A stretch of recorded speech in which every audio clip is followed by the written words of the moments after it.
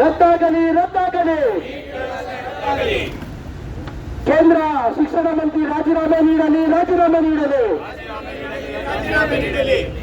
ಏನು ದೇಶದಾದ್ಯಂತ ಸುಮಾರು 23 ಲಕ್ಷ ವಿದ್ಯಾರ್ಥಿಗಳು ಮೇ 3ನೇ ತಾರೀಕು ಬರೆದಂತಹ ನೀಟ್ ಪರೀಕ್ಷೆಯನ್ನ ಕೇಂದ್ರ ಸರ್ಕಾರ ರದ್ದು ಮಾಡಿ ಮುಂದಿನ ದಿನಾಂಕವನ್ನ ಪರೀಕ್ಷೆ ನಡೆಸಲು ತಿಳಿಸ್ತೀವಿ ಅಂತ ಹೇಳಿದ್ದಾರೆ.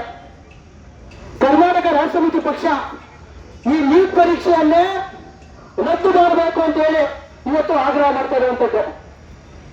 ಇವತ್ತು ಕರ್ನಾಟಕದಲ್ಲೇ ದೇಶದಲ್ಲಿ ಅತಿ ಹೆಚ್ಚು ಮೆಡಿಕಲ್ ಕಾಲೇಜುಗಳು ಇರುವಂತದ್ದು ಕರ್ನಾಟಕದಲ್ಲಿ. ಈ ನೀಟ್ ಪರೀಕ್ಷೆಯಿಂದಾಗಿ ದೇಶಾದ್ಯಂತ ಏನು ವಿದ್ಯಾರ್ಥಿಗಳು ನೀಟ್ ಪರೀಕ್ಷೆಯನ್ನು ತೆಗೆದುಕೊಳ್ತಾರೆ, ಕೆಲವು ಅಂಕಗಳನ್ನು ಹೆಚ್ಚು ಅಂಕಗಳನ್ನು ಗಳಿಸಿ ರಾಜ್ಯದಲ್ಲಿ ಇವತ್ತು ನಮ್ಮ ಕನ್ನಡದ ಮಕ್ಕಳಿಗೆ ಇವತ್ತು ಅವಕಾಶಗಳನ್ನು ಕಡಿಮೆ ಆಗಿದೆ.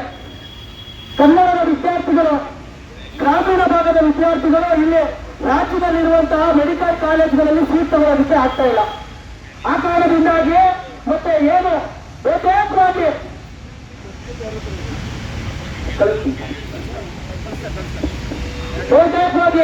2024ರಿಂದ ಏನು ನೀಟ್ ಪರೀಕ್ಷೆಗಳು ನಡೀತಾ ಇದ್ದಾವೆ, ಅಕ್ರಮಗಳು ನಡೀತಾ ಇರುವಂತದ್ದು ನಮಗೆಲ್ಲ ಗೊತ್ತಿದೆ.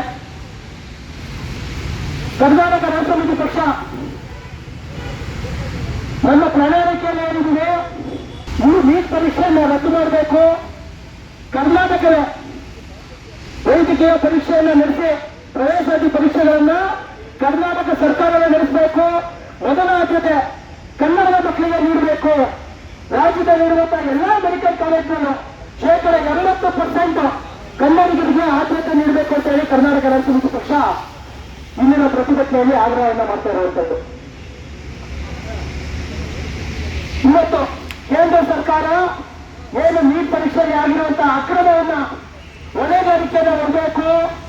ಒಕ್ಕೂಟ ಸರ್ಕಾರದ, ಕೇಂದ್ರ ಸರ್ಕಾರದ ಶಿಕ್ಷಣ ಸಚಿವರು ರಾಜೀನಾಮೆಯನ್ನು ನೀಡಬೇಕು ಅಂತ ಹೇಳಿ ಸಹ ಕರ್ನಾಟಕ ರಾಷ್ಟ್ರ ಸಮಿತಿ ಪಕ್ಷ ಆಗ್ರಹವನ್ನು ಮಾಡ್ತಾ ಇದೆ. ಈ ನಿಟ್ಟಿನಲ್ಲಿ ಇವತ್ತೇನು ಪ್ರತಿಭಟನೆ ಮಾಡ್ತಾ ಇದ್ದೀವಿ, ಈ ಪ್ರತಿಭಟನೆಗೆ ಕೆಆರ್ಎಸ್ ಪಕ್ಷದ ರಾಜ್ಯಾಧ್ಯಕ್ಷರಾದಂತಹ ದೀಪಕ್ ಸಿಎಲ್ ಅವರು ಬಂದಿದ್ದಾರೆ. ಅವರಿಗೆ ನಾನು ಪ್ರತಿಭಟನೆಗೆ ಸ್ವಾಗತವನ್ನು ಕೋರ್ತೀನಿ.